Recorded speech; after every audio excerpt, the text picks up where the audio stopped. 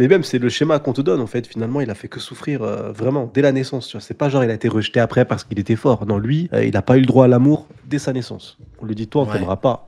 Et même le narrateur le dit à la fin. C'est à cette époque que l'on commença à attribuer tous les malheurs d'Elbaf à la malédiction de Loki. Tu imagines? On t'appelle la malédiction de Loki. Genre, toi, tu es chez toi en train de jouer à la Switch, ta boulangerie, elle crame à 2 kilomètres, on dit: «Ah, la malédiction de Rio». Tu rien demandé, frérot. Mais Ouais. ça veut dire que la mort de Yorl, parce que c'est quelques jours après, hein, non, une semaine après, pardon.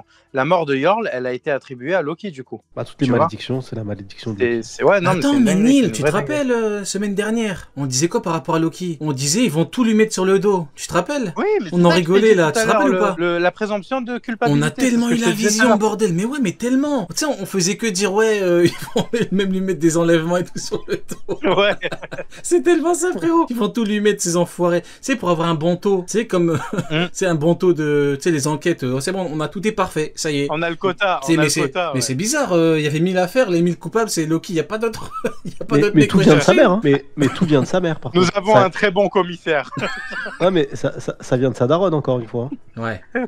Cette Ouais. malédiction, il le doit à sa daronne, hein, uniquement qu'à sa Ouais. daronne. Enfin, pour moi, c'est Mother Caramel derrière, mais ouais. Ah, c'est Moi, je sais pas, terrible. j'arrive pas. Franchement, le lien, il est propre et tout. Je me dis que s'il y a Mother Caramel derrière et que Oda doit développer Mother Caramel et tout, vu comment il va vite là. Non, il a déjà fait. Ouais, mais je pense pas qu'on va la revoir là-dessus sur elle en mode ouais, qu'est-ce que t'as fait et tout, je sais pas. Pour On l'a moi, déjà- Mother on Caramel, l'a déjà elle vu, voit, on l'a déjà vu. elle Moi, voit pour Loki, moi, elle là, voit un potentiel, tu vois. Elle se dit, Vraiment, ça en c'est mon vrai, gars là, sûr. le seul truc qu'on peut voir, c'est une toute petite case qui nous dit qu'elle a quitté l'île. Mais là, le flashback de Mother Caramel, il a Et déjà fait avec le Big taf. Mom, et pourquoi pas? Pourquoi pas en reparler ça. avec Big Mom? Pourquoi pas?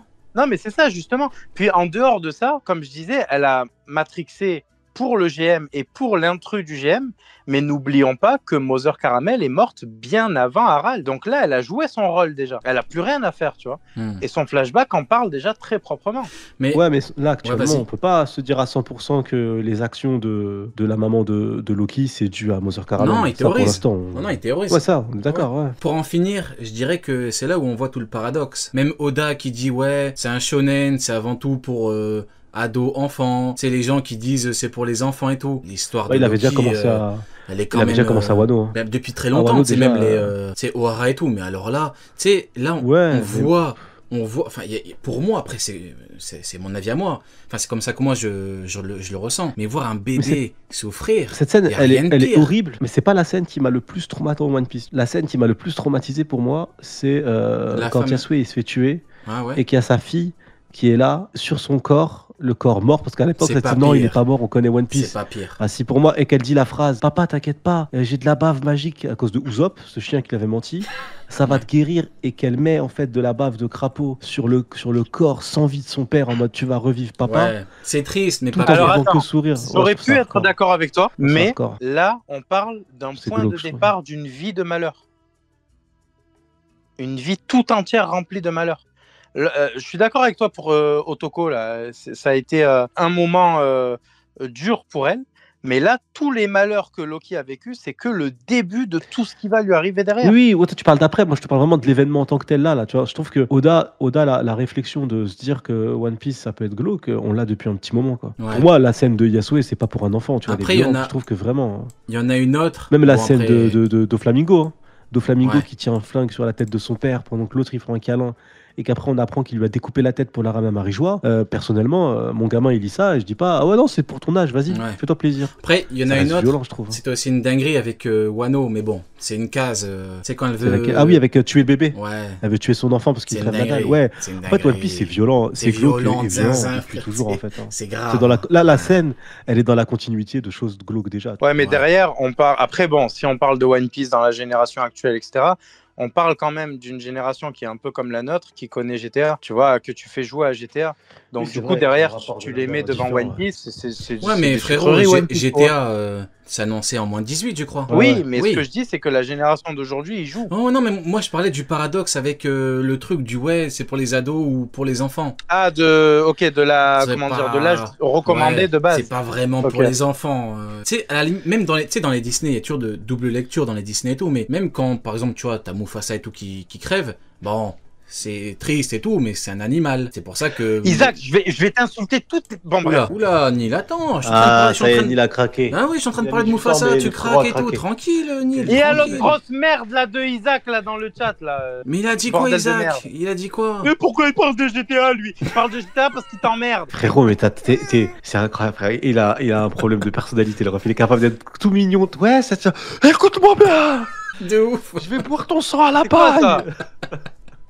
Je vais Bordel de faire merde. mijoter tes os, sale chien. Après, il commence à pleurer. Et après, il rigole. Et après, il rigole. Kaido, Qu'est-ce que j'ai Kaido fait? quand il voit.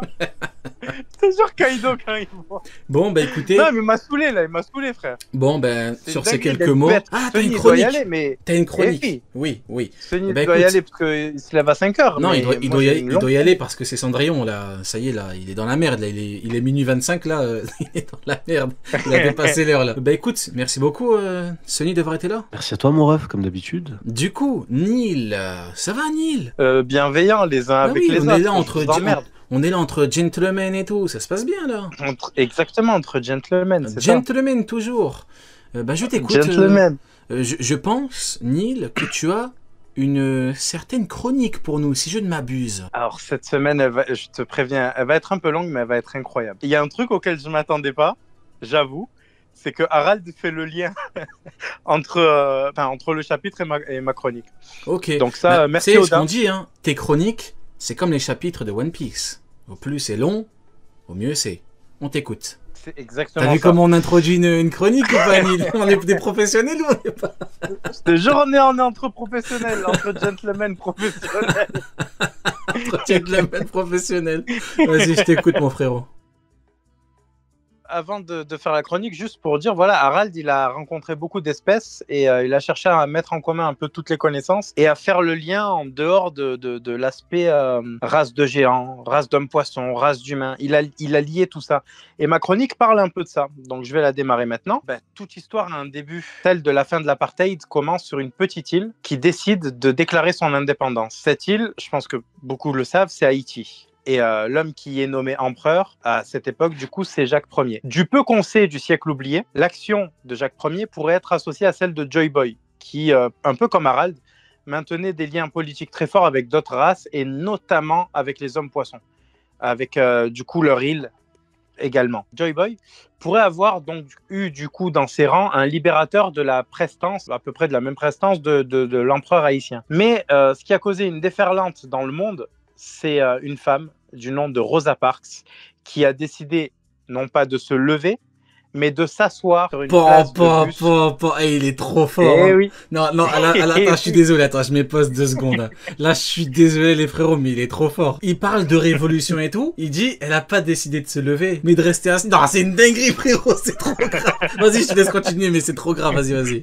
Ouais, donc du coup, elle a décidé de s'asseoir sur une place de bus qui était réservée aux personnes qui n'étaient pas de couleur, donc aux personnes blanches américaines à cette époque-là. Et pour moi, la reine Poséidon de l'époque de Joy Boy, c'est l'incarnation dans One Piece de Rosa Parks.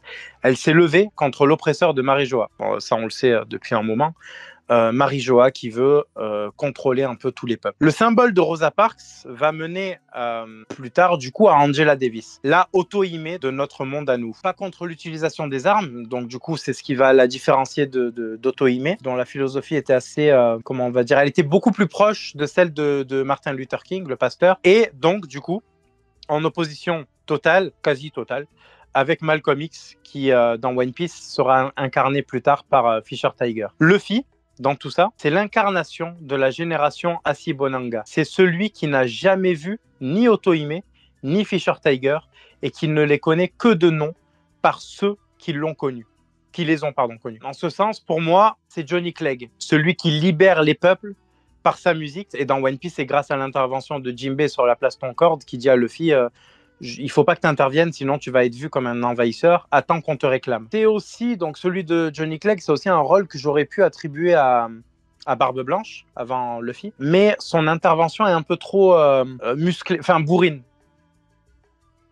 Dans la bouche de Newgate, les pirates, c'est du coup les militants anti-impérialistes, puisque du coup Barbe Blanche est diabolisé comme un pirate. De toute façon, dans notre histoire aussi, les pirates ont été diabolisés un peu comme les sorcières. Donc du coup, voilà, il est en dehors des cases occidentale, on va dire classique de cette époque. On va peut-être me parler, pour ceux qui sont un peu au courant des faits historiques, de la tricontinentale. Et Fisher Tiger pourrait aussi, enfin aurait pu en tout cas, correspondre au Che Guevara. Mais comme Fidel Castro est lié à Dragon dans One Piece, parce que l'inspiration de Dragon, c'est Fidel Castro. Oui. Et je tiens à préciser... Attends. Oui, Neil, oui. Je tiens à préciser un truc. Castro, c'est Rio qui me l'a appris il y a quelques années. Merci, donc, Neil. Comme beaucoup, hein, j'ai cru que Dragon était inspiré de Che Guevara pendant longtemps. Oui, comme beaucoup. Ouais, mais oui. il y a 2-3 ans, je crois, on avait eu cette conversation au téléphone. Tu m'avais dit du coup que c'était Castro et j'avais dit, ah ouais, mais en vrai, ça colle trop bien. Tout à fait. Et ouais, donc du coup, le seul candidat potentiel de chef de file qui reste à la tricontinentale, c'est Mehdi Ben Barka. Et son rôle, c'est celui de la flamme de la libération et de leader spirituel de la tricontinentale. Et cette place-là, aujourd'hui, elle ne peut pas être attribuée à un Fisher Tiger, puisque c'est Sabo qui l'occupe. En tout cas, le monde a donné ce rôle à Sabo. L'homme poisson qui est connu chez les révolutionnaires, c'est Hack. Et pour moi, il peut être lié à Cabral. Amilcar Cabral, qui était un libérateur et un penseur africain qui faisait partie intégrante de la tricontinentale. Mais du coup, pour revenir à Fisher Tiger, c'est aussi un guerrier libérateur qu'on a enfermé, puis tué pour ses idées, et qui essayait donc du coup de maintenir j'ai envie de dire un statu quo, mais non, en fait, une harmonie, en évitant au maximum de faire trop de dingueries, en fait, pour pas nuire à l'action de Otohime, alors qu'il n'était pas d'accord avec elle, pourtant. En gros, pour moi, sa vie, c'est un mélange entre celle de Nelson Mandela, Madiba, et la fin tragique de Malcolm X. L'engagement du coup de Malcolm X se faisait dans une espèce de rage contenue, un peu comme celle de Fisher Tiger. Et de l'autre côté, on a Madiba qui était un guerrier, mais aussi un sage qui a changé à jamais l'histoire, non pas de l'Afrique, mais de l'humanité, en devenant du coup le président d'Afrique du Sud, après avoir été enfermé pendant 30 ans. Ce qui rappelle du coup la période amarijoise subie par Fisher Tiger en tant qu'esclave des Tenryubito. Et Arlong, du coup, c'est un peu l'inverse. C'est le mouvement suprémaciste issu du coup d'un traumatisme racial. Mais c'est la réponse inverse, c'est-à-dire que eux ont dit qu'ils étaient supérieurs à nous, donc nous, on va dire qu'on est supérieurs à eux. Pour moi, c'est une figure assez acide, un peu comme Marcus Garvey Jr., donc l'un des fondateurs des Black Panthers. C'est l'héritier direct de la philosophie la plus destructrice de Fisher Tiger, et en même temps, il exorcise un peu la haine de son capitaine à travers la sienne. Et il se construit un empire similaire à celui qu'aurait voulu en tout cas Shaka Zulu lui-même. Quand je dis similaire, c'est très petit, hein, parce qu'il faut rappeler que Arlong Park, ça reste très très petit à l'échelle du monde. Mais il se construit quand même, donc cet Arlong Park qui est une hacienda Nápoles à la Pablo Escobar, pour ceux qui l'ont. Et du coup, il tombe dans l'escalade capitaliste qui, en règle générale dans notre histoire, finit assez souvent par rattraper les trafiquants initialement issus de mouvements révolutionnaires. Mais c'est le cas de Pablo Escobar, hein, d'ailleurs. Il fait que détourner l'attention et prouver au monde que les humains, c'est pas les seuls à mal se comporter avec les autres races. Parce que lui-même fait la même chose du coup sur l'île de Nami. C'est l'aspect le plus vengeur de l'histoire des hommes-poissons, mais c'est un aspect vengeur qui est documenté, qui exclut totalement la culture du vide, contrairement à Oddie Jones, hein, qui lui c'est le reflet du complexe qui a été imposé par l'impérialisme à certains individus de ce peuple-là. L'absence totale d'identité aujourd'hui, on la retrouve. Hein. Donc en gros, l'absence de culture et d'intelligence, c'est Oddie Jones. Jinbei, lui, passe par plusieurs étapes. Il est d'abord Ron Stallworth. En gros, c'est un homme noir qui a rejoint, c'était un enquêteur je crois, hein, qui a rejoint le Ku Klux Klan sans montrer sa vraie tête et qui a petit à petit réussi à convaincre les membres de s'ouvrir au monde en fait. Du coup, cette période-là que je viens de décrire, ça correspond à son service en tant que Shichibukai. Parce que Shichibukai, c'est les chiens du gouvernement, on le sait, hein. C'est un peu comme dans Full Metal, les alchimistes d'État. Du coup, si on le place encore un peu plus loin, du coup, dans l'histoire de la piraterie, on peut le comparer à Black Caesar ou à Mandinga, qui étaient deux grands capitaines qui ont été alliés à deux des plus grands pirates de l'histoire, et chacun était le plus grand pirate de son époque, Drake, Sir Francis Drake, et Barbe Noire, Edward Teach, ou Tatch, ou Drummond, enfin il a eu des tonnes de noms, mais bref. Jinbei devient plus tard un peu la promesse d'une Afrique libre de toute influence occidentale par son implication dans la guerre au sommet, puis plus tard par son attente du retour de Luffy, mais bon, À ce moment-là, on peut voir une espèce de placement de l'île des hommes poissons sous un protectorat anglais, parce que Big Mom, très clairement, c'est Victoria, c'est l'impératrice Victoria. Il empêche Luffy de devenir l'oppresseur héroïque, donc un membre de l'extérieur qui vient libérer les peuples, ce qui est totalement contraire en fait à la philosophie de non-intervention extérieure prônée du coup par Aimé Césaire, notamment. Et enfin, pour Jinbei, il passe à la fois par les chemins de Mohamed Ali, combattant noir montant sur le ring pour faire accepter son identité, mais aussi sa philosophie, sa culture, et comme Otohime un peu pour Jinbei, il y a une autre phase. Là, Mohamed Ali, c'est vraiment très guerrier, mais il y a aussi la phase Martin Luther King chez lui qui se retrouve. Et du coup, il réunit à lui seul les deux grandes figures de l'île des hommes poissons, avant de finir par devenir, plus tard, bien sûr, la réalisation de ce rêve de libération africaine en rejoignant l'image de Luffy. Il mène la lutte ultime aux côtés de celui qui les détruira tous, le Seigneur des Pirates. Et je vais finir la chronique en parlant d'héritage. Je vais parler de Koala. Elle incarne à la perfection cette alliance naturelle en fait entre les humains qu'on est. L'héritière de la volonté de Fisher Tiger par son aspect le plus révolutionnaire possible, c'est pour ça qu'elle a rejoint Dragon. On peut faire le parallèle avec François Paynard, le capitaine des Springboks qui a soutenu Mandela après son investiture. Elle représente la lutte contre l'oppression de toutes celles et ceux qui ont un jour eu à se battre contre l'impérialisme. Les braises de la révolution de l'humanité vers l'humanité s'éteindront jamais. Aussi étroit soit le chemin, nombreux les châtiments infâmes, je suis le maître de mon destin, je suis le capitaine de mon âme. Et j'ajouterai une dernière chose, si tu pleures, pleure des larmes de détermination, car ceci n'est pas une plainte, c'est une révolution. Il a son prime le frérot, hein. Magnifique Neil. Ah, c'est... On est là. Qu'est-ce que tu veux que je te dise, Neil, hein? Qu'est-ce que tu veux que je te dise? Le niveau, on l'a ou on l'a pas, Neil? Bah écoute, merci beaucoup pour la chronique, mon frérot. Merci beaucoup pour le taf. Merci à toi de me donner l'occasion de narrer tout ça. Mais voilà. Ok, bah écoute, big up, mon frérot. Merci à toi pour le taf. Merci beaucoup, mon frérot. Très bonne soirée. Frérot. Ciao, ciao. Demande juste au premier que tu prends en appel qui est venu en premier entre l'œuf ou la poule. Vas-y.